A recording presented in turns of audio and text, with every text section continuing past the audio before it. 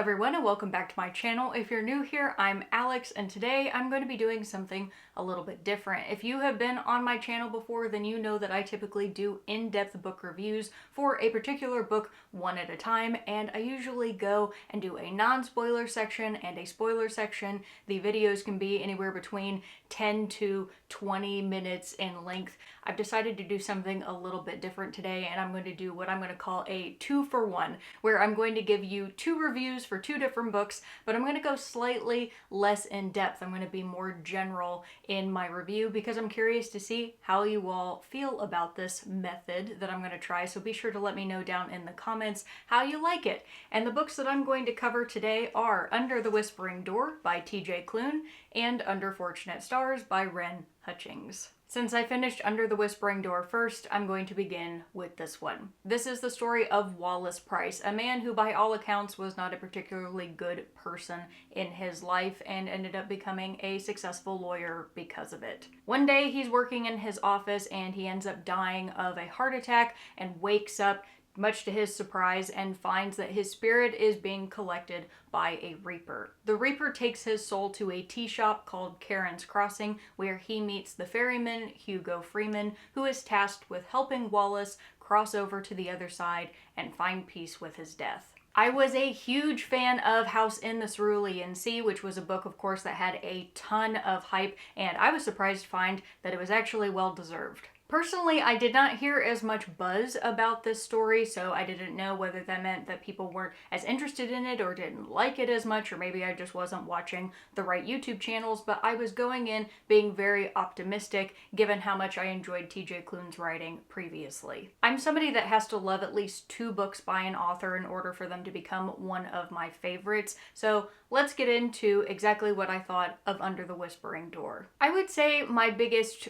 complaint, if you will, with this story, because it's not really a major complaint, it's a small one, but there are times that the message of the book can be quite repetitive. Our characters, Hugo and May, they are constantly taking in new spirits to try to help them cross over to the other side. And as you can imagine with that kind of job, they end up saying the same things to these people over and over and over again in order to help them become comfortable, in order for them to recognize that they are in fact dead, that there's nothing that they can do about the fact that they're dead, and that the only thing that they can do is work towards finding peace and eventually crossing over. There are some times that the dialogue can be a little bit more heavy-handed than I remembered in House in the Cerulean Sea, although that could just be a memory issue on my part. Overall, I still really like the way that the message was presented in the story, so again, this was a small complaint, but you may get a little irritated at times of feeling like you've already read some of the dialogue before. Wallace as a character is not very likable. If you like your characters to be people that you personally can relate to, Wallace might not end up being that, but honestly, I don't think that he's supposed to be. We get to watch him grow and recognize that some of the ways in which he lived his life could have been better. I felt like his hindsight and his retrospective nature ended up coming to him pretty quickly in the book, which I felt like detracted a little bit from some of the growth that I could have seen in his character,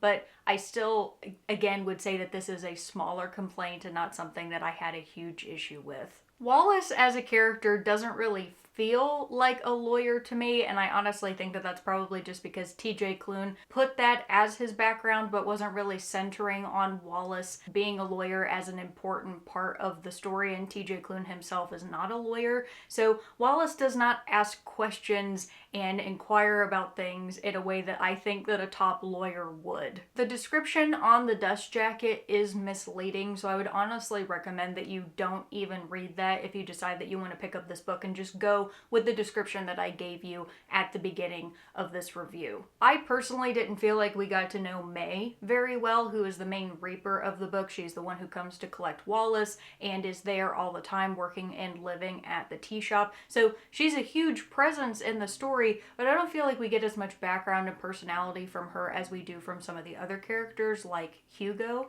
But speaking of Hugo, he, by far, was my favorite part of the book. I loved him, I loved Nelson, and of course I loved the dog Apollo. In terms of the overall story, I really liked it. I felt the emotion of this book fiercely and cried a lot. And I mean ugly cried. TJ Klune wrote this book to process the death of someone that he loved, and I really felt that, and I feel like you will too. Death is something that is so difficult to handle, and unfortunately all of us have to deal with it at some point in our lives, and I think that this book tried and succeeded in framing death in a much more positive light. I would definitely recommend this book. It cemented TJ Klune as one of my favorite authors, and I think that anybody who can make me weep 2 books in a row is definitely an emotionally intelligent and sympathetic person that I want to read more from. Did I like it as much as House in the Cerulean Sea? Not quite, but I would say that it was very close. Both Arthur Parnassus and Hugo Freeman are the cupcake to the grumpy person in their relationship. So if you're somebody that enjoys that trope in books, I would say that you probably would enjoy these stories as well. The other thing I forgot to mention is that I love the manager character. I thought that he was so interesting, so unique, and every time that he was on a page, I felt like he had such a presence. At the very end of this book, and this is not a spoiler, there are pages that come out of the Reaper manual that May had to read in order to become a Reaper herself. And I could tell you that after I was just sobbing at the end of this book, I then immediately was laughing because the pages out of that manual were so funny. I still had tears in my eyes. The paranormal investigation and medium bit was also funny, as somebody who has watched a lot of Ghost Adventures with Keaton and actively pokes fun at Zach Bagans. It's great. Overall, I give Under the Whispering Door 4.5 stars. Which leads me to Under Fortunate Stars by Ren Hutchings. This is the story of a crew of 5 aboard a ship called the Jonah. The crew members are all survivors of a worsening war with an alien race called the Felon. As they are traveling through the depth of space, not anywhere near an outpost, their engines completely give out. At the same time, there is another ship called the Galleon who is passing through the same area, and their engines also give out. The only difference is the Galleon is a ship from 152 years in the future, and they know the crew members of the Jonah as being part of what they call the Fortunate Five, who were responsible for ending the war with the Felon. However, when the 2 crews start to intermingle with one another, they recognize that the way that history is told and the way that the crew members actually are not exactly the same. And so while they work together to try to get their ships up and running again, they have to figure out exactly what's going on. This obviously deals with a form of time travel, so if you find time travel interesting, you may end up liking the concept of this book. I want to briefly talk about something that happens at the very beginning of this story that, had it changed in any way, would have completely altered the ending of this book. And I'm not going to get into that, and I'm not going to tell you how it would have changed. I'm just going to talk about a detail. So bear with me. There is a young woman aboard the Jonah called Jacksong, and Jacksong was attempting to hijack the ship. She does not know the crew at all, and she was trying to steal the ship from Captain Keevan and a League, who ultimately are able to stop her. But instead of throwing her off the ship at the place that they're docked, because they hadn't taken off yet, they decide to hold her prisoner and keep her in one of the compartments on the ship. Had they not done that, the story would not have played out the way that it did. And I find that very interesting. And that's all I'm going to say about that, because if you know, you know. Under Fortunate Stars has 4 perspectives that we follow. So we have Jareth, Eldrick, Sean, and Uma. There are 2 perspectives from the Jonah crew and 2 from the Galleon, and they ultimately end up pairing off with one another.